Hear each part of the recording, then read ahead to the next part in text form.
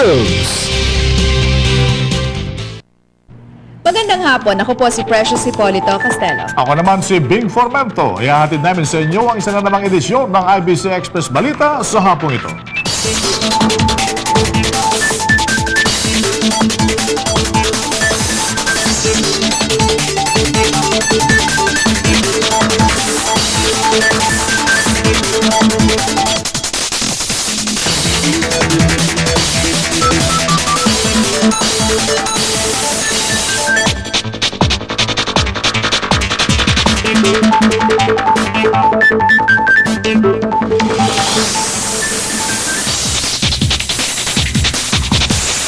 Sa ating top stories, gobyerno nanindigang walang ransom na binayaran kapalit ng paglaya ni Red Cross worker Eugenio Vani.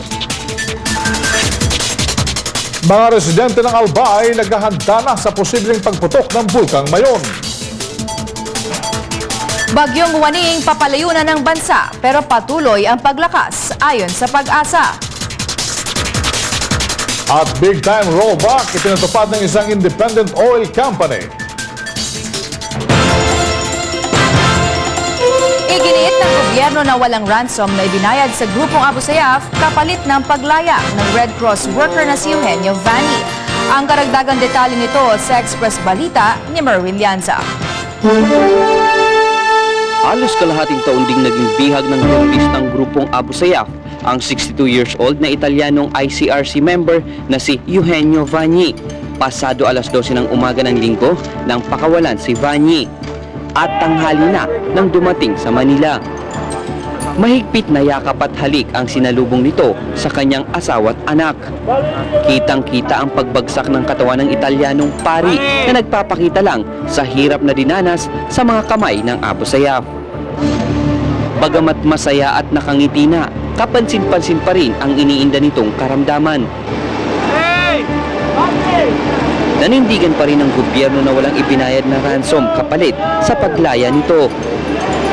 The factors that led to this successful return of Eugenio was the effective negotiations that we had, coupled with constant pressure from our military operations. So advise them that they should accept the development initiatives that the government would like to offer them. At itinanggi rin nila na ang dalawang asawa ni Abu Sayyaf leader Albader Parad na nahuli ng mga otoridad ang naging kapalit ng kalayaan ni Vani. Ano po ang naging dahilan? Anong key? Siguro nga dahil sa asawa niya, and at the same time na naisip nila na sinabi ko anong gusto niyo, na naubos na ang lahit, maubos na mga kasamahan ninyo, na dahil pag may encounter laging may patay, pare-pareho lang sabi ko. So ayan, pati sabi ko baka pati asawa din ninyo naaabutan din. So kailan pa sa Ako si Merwin Lianza, Nagbabalita Express. Si Eugenio Vani ang huli sa tatlong Red Cross worker na pinalaya ng Abu Sayyaf. Sa Express Balita ni Marian Alivio, balikan natin ang pinagdaanan ni Vani at ang kanyang mga kasamahan sa kamay ng bandidong grupo.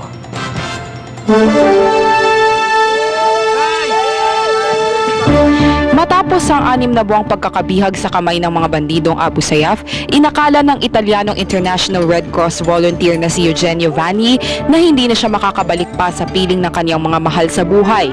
Pero alas 12:45 ng madaling araw kahapon nang dumating ang magandang balita na nakalaya na nga si Vani at makakasama na nitong muli ang mga kaanak at kaibigan. Enero 15, bumisita si Vani kasama sina Mary Jean Lacaba, kasamahan niyang Pinay, at Swiss national na si Andreas Notter sa isang water sanitation project sa provincial jail sa bayan ng Patikul sa Jolo, Sulu, nang sila'y dukutin ng mga rebelde na pinamumunuan ni na Commander Albader Parad at Abu Pula. Ayon kina Parad at Pula, hindi nila palalayain ang tatlong ICRC workers hanggat hindi nakapagpapatupad ng mga proyektong pang-edukasyon at pangkaunlaran sa Mindanao. Hiniling din nila ang pag-atras ng lahat ng tropa na pamahalaan sa Mindanao, bagay na mariing tinanggihan ng pulis at militar. Dito nagsimula ang kampanya ng pamahalaan at maging ng ICRC para matugis ang mga ASG na bumihag sa tatlo nilang kasamahan. At dahil dito, nauna na ngang napalaya si Lacaba noong Abril 2. Abril 18 naman ang mapalaya si Notter. Inabot pa ng 3 buwan bago mapalaya naman si Vanny. Malaki umano ang naging papel ng pagkakasakote sa dalawang asawa ni Commander Parad kamakailan sa tuluyang pagpapalaya sa Italianong ICRC worker. At bagamat may mga spekulasyon na nagkaroon ng bayaran ng ransom kaya nakalaya ang tatlo, ayon sa pamahalaan, dahil lamang ito sa masugid nilang mga operasyon kontra mga rebelde sa Katimugan. Ako si Marian Alivio, Nagbabalita Express. Tiniyak naman ni Defense Secretary Gilbert Chidoro na tuloy pa rin ang military operations laban sa bandidong grupong Abu Sayyaf matapos ang paglaya ng bihag nito na si Eugenio Vanny. Ayon kay Chidoro, makikipag-ugnayan sila sa lokal na pamalaan sa Mindanao, partikular sa Sulu para matiyak na hindi maaapektuhan ang mga residente roon ng pagpapaigting na operasyon doon. Muli rin nagpaalaala si Chidoro sa mga international and local humanitarian volunteers na iwasang magtungo sa Sulu nang walang pahintulot buhat sa militar.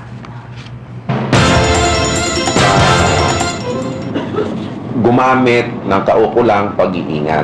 Kasi pag may ma-hostage uli, hindi ito magiging dahilan na tumigil ang operations.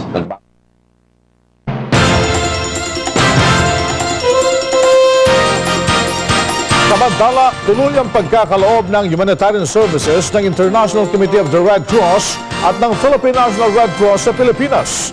Pagtitiyak ito ni PNRC Secretary General Gwendolyn Pang sa kabila ng pagkakabihag ng mga Abu Sayyaf na tatlo nilang kasahan na sina Mary Jean Lacaba, Andrea Nutter at Eugenio Vanny sa Mindanao. At para maiwasan na muli itong mangyari, sinabi ni Pang na sasailalim ang lahat ng kanilang volunteers sa Safer Access Training na layong ipaghanda sila sa mga banta sa kanilang buhay. Sa kabila ng pagpapalaya sa ICRC worker na si Eugenio Vanny, magpapatawag pa rin ang investigasyon ng Senado hinggil sa pagdukot sa mga Red Cross volunteer. Ito ang ginit ni Senate Defense Committee Chair, Senador Rodolfo Biazon, na ipinuntong panahon na rin ngayon para itulak ang matinding opensiba laban sa mga gumawa nito. Giraw kasi masakote ng tuluyan ang bandidong grupo. Maliban dito ang pagtutulak na rin ng mga socio-economic programs, partikular sa mga naapektuhang lugar ng walang patid na kaguluhan. Tumaasa naman ang Malacanang na matutuloy na ang naudlot na peace talks ng gobyerno at National Democratic Front. Ngayong nakabalik na ng bansa si NDF Chief Negotiator Luis Halandoni. Ayon kay Press Secretary Serge Rimonde, ito'y kahit pa may ilang sektor na magpipalit na huwad lang dito.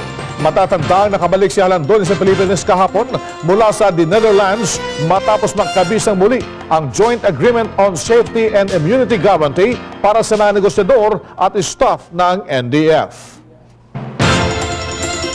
Magbabalik ang Express Balita, nakalipas ng ilang sada.